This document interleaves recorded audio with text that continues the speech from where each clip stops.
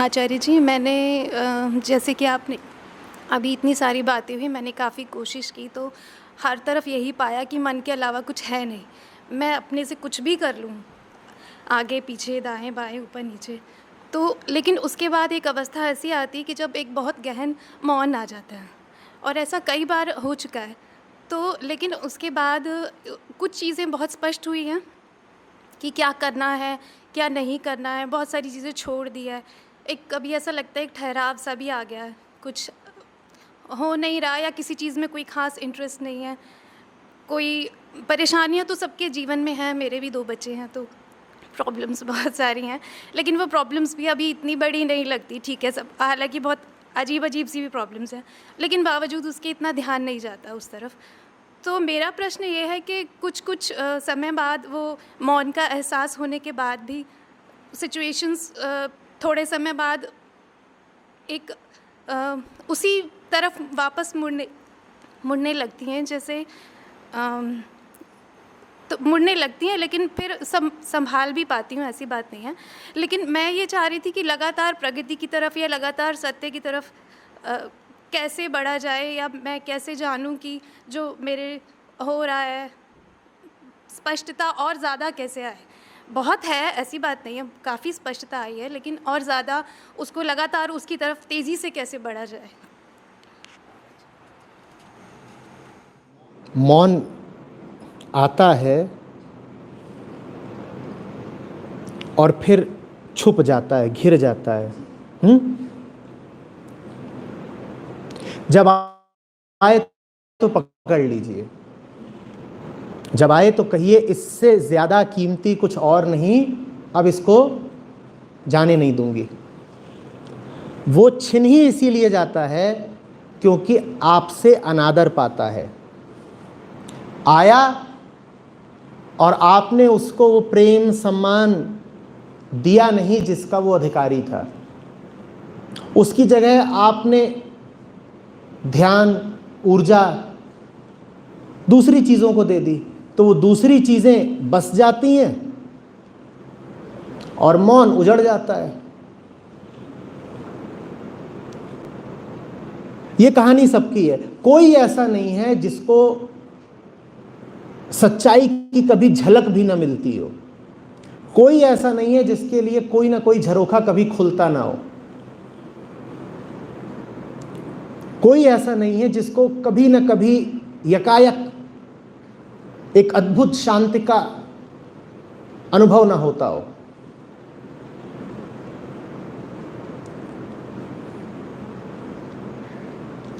सबके साथ ऐसा होता है और बार बार होता है कि एक पल को आंखों के आगे से कोहरा बिल्कुल छट जाता है, सब रोशन हो जाता है, हर चीज साफ दिखाई देने लगती है, समझ आ जाती है।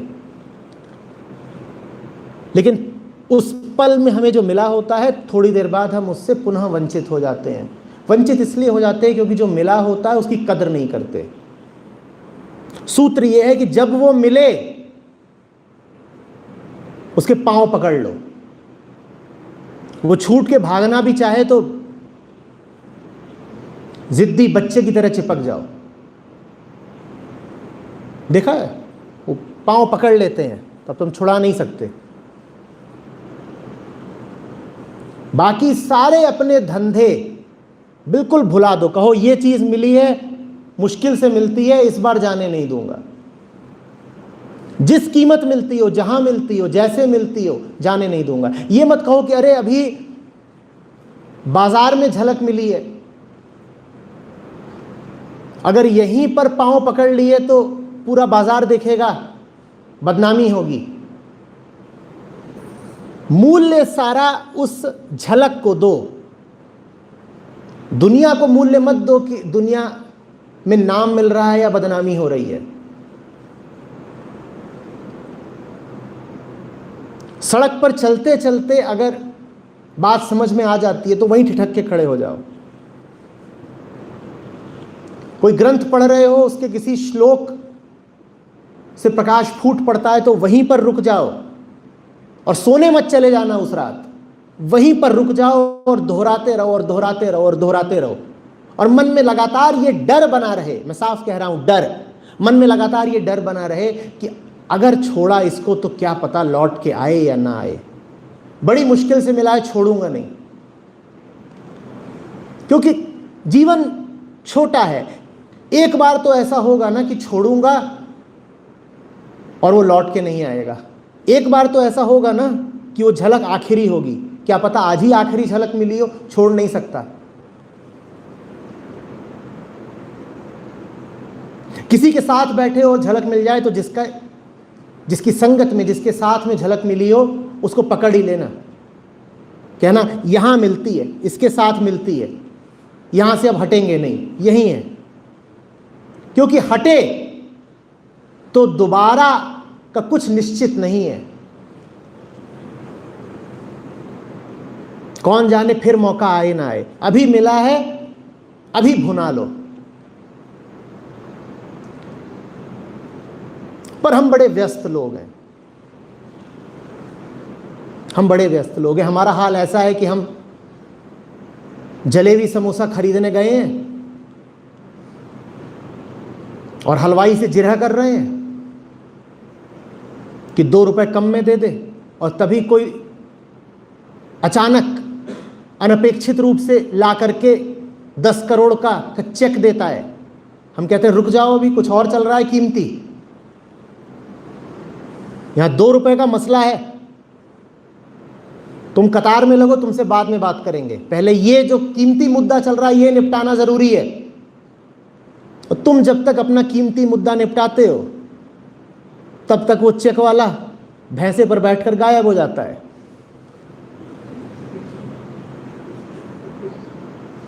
मेरा सत्र हो और मैं अपने प्रिय मित्र भैंसे वाले को ना याद करूं, ऐसा कैसे हो सकता है?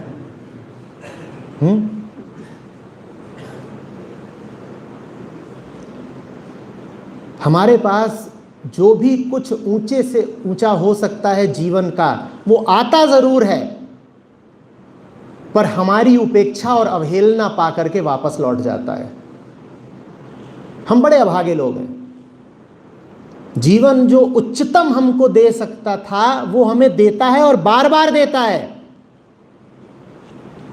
और हम उससे कहते हैं कतार में खड़े हो जाओ, हम बड़े आदमी हैं, अभी हम जलेबी समोसे में व्यस्त हैं, तुम बाद में आना।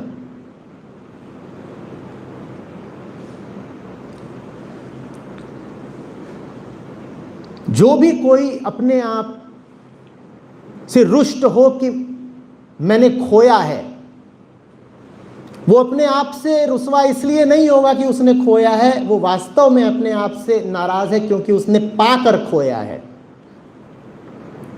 यहां कोई ऐसा नहीं है जिसने बस यूं ही खो दिया, कभी पाया नहीं। हम अभागे इसलिए हैं क्योंकि हम पाकर खो रहे हैं। हाथ में आई चीज हम छोड़ देते हैं, बड़े से बड़ा अपना सौभाग्य हम नष्ट कर देते हैं, और हम पकड़े किन चीजों को रह जाते हैं जो धूल बराबर है, जो समय की खाक है, उनको हम पकड़े रह जाते हैं, और जो असली चीज है वो हमारी बेकदरी का शिकार होकर के लौट जाती है।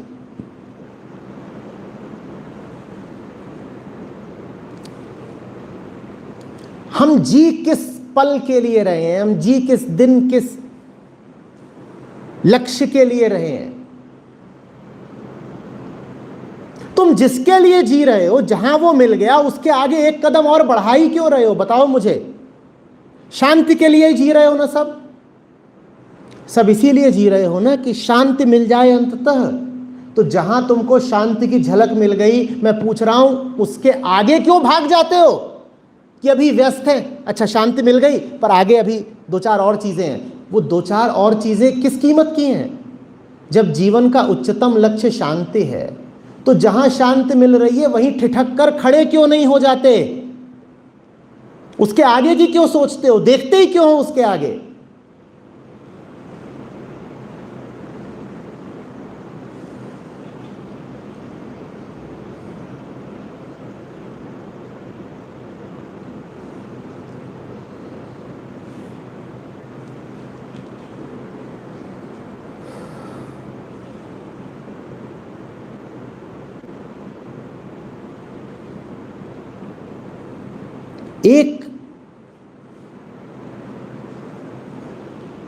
ठिकाना तो सबके पास ऐसा होना चाहिए जो आखिरी हो, जहां बस जाया जाता है, जहां से लौटा नहीं जाता।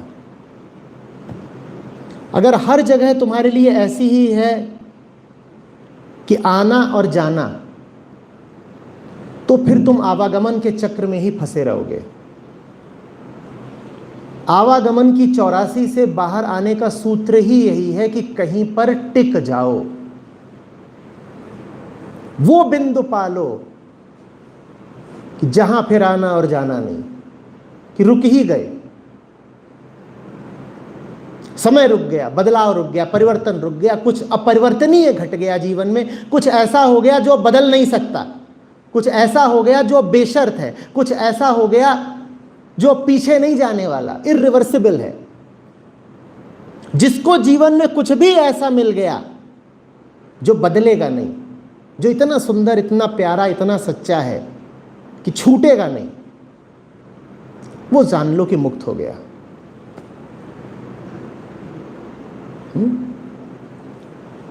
जल्दी जल्दी तरक्की की आस में आगे बढ़ने को तैयार मत रहा करो।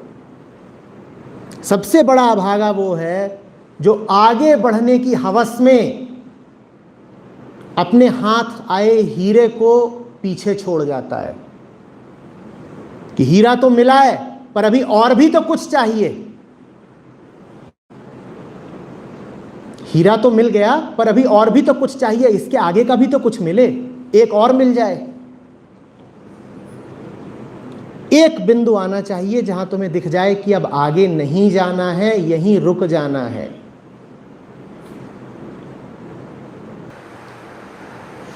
एक बार तो आचार्य जी ऐसा, उस समय ऐसा लगता है कि सारी स्पष्टता आ गई है और बहुत अच्छे से आ गई है, किसी चीज़ की कोई ज़रूरत नहीं और पूर्ण संतुष्टि वाला एहसास आ जाता है। लेकिन वो एहसास 24 घंटे बना रहे। उस 24 घंटे में और भी तो कई एहसास आ जाते हैं ना। हाँ, तो उन एहसासों से कहो परे रहो। अभी हम अपने आप को सांस लेने की और दिल को धड़कने की भी इजाज़त नहीं दे सकते। ज़रा सा भी शोर हुआ तो क्या पता मेहमान रूठ जाए। इस वक्त कोई और ना आए हमारे पास, इस वक्त वो है। आप घर में खास मेहमान के होते हुए बाकी सब अनुभवों की भीड़ को इजाज़त क्यों दे देती हैं? कुछ मेहमान ऐसे होते हैं जो तन्हाई में ही मिलते हैं आपसे, और अगर वो देखेंगे कि आपने 5-7 और बुला लिए तो वो तत्काल चुपचाप विदा हो जाएंगे। वो कहेंगे इन्हीं 5-7 का ध्यान रख लो तुम। इसलिए मैंने कहा ठहर जाओ, रुक जाओ, परिवर्तन मत आने दो उसके बाद। यही कीमत है जो अदा करनी पड़ेगी।